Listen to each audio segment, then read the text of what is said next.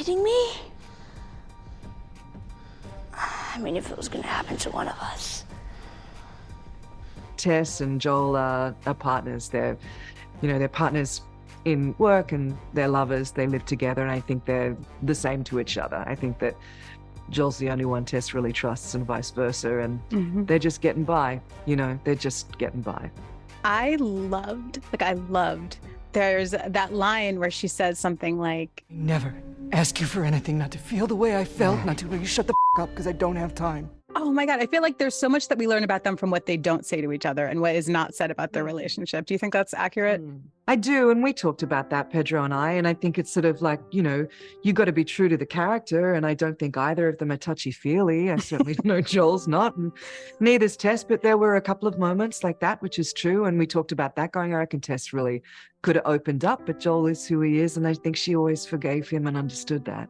Yeah. But you see in the first scene with them together, and again, it's totally unspoken when she comes in and rolls into bed and he rolls over and her arm goes around, and it's like, you don't have to say anything else to know that they sleep together every night and it's comfortable. They're just broken. Like, who wouldn't be, to be fair, living like that?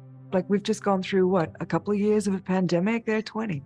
Like, they're 20 years in and they're on the run, and neither of them have been bit. Like, it's not like, they get bit and then get better and then do it again. It's like, whatever, like the strain and the when's my time up? Our luck had to run out sooner or later.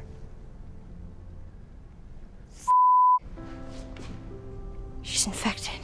They're tough. I mean, you meet her and she's just been beat up. And I'd like to go home and drink till my face stops hurting. So are we good? I love that scene with Joel after, you see him bury the young boy and, deal the, pills, and you see him go home and you see him take his pills, drink his drink, and you see him just go down and you just hear his daughter's voice. And you're like, I think that's most nights. And that's it.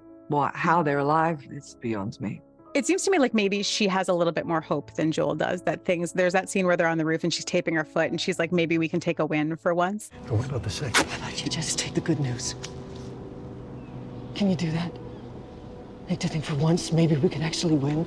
Do you think that that's accurate? Do you think that maybe of the two of them, she's got a little bit more in the tank than he does? I think she does, but I think at that particular moment, she's just been bit. And so she does have more hope. So she's just been bit. It's been there for a bit. She knows that it's like, she can feel it. She knows it's coming. It's starting to infect her. And she's starting to go, this girl is real. This is real.